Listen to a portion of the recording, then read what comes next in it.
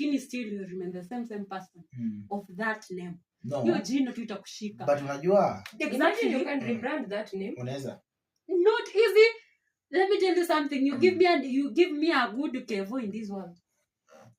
Give me a good Kevo. I want to know a good Kevo. Ukinipea good Kevo na unanipa example yenyewe najua, unipea very good Kevo who's not a playboy.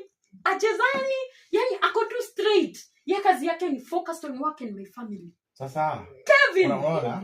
Okay. Hey. Ushasikia kuna maybe ushasikia idea yake mzuri? No, not really. Not really. So, na Kevin mwende kanisa. Na Kevin tafuteni Mungu. Hatujapata Kevin mzuri. Hata mimi nimetafuta. Mimi sijasema kitu.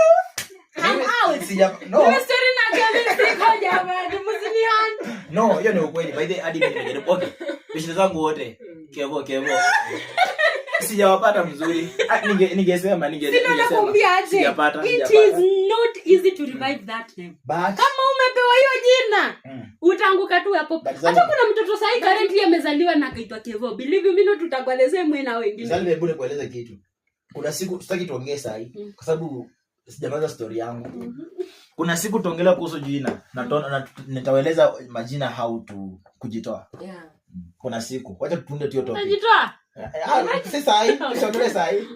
Kuna siku hiyo siku. Okay. Nitakuja na example. Sitakuja na Kevin. Wewe nitakuja na Brayo. Exactly. Kuja na Brayo, kuja na example ino make sense. Nitakuja na Brayo. Na unipe difference kubwa. Usinipe difference kitu moja na zingine zinafanana alafu hiyo manazio. Nakopea kila kitu. Kwa sababu pia mimi kuna mtu najua karakta moja ni odd, zingine zote hapo.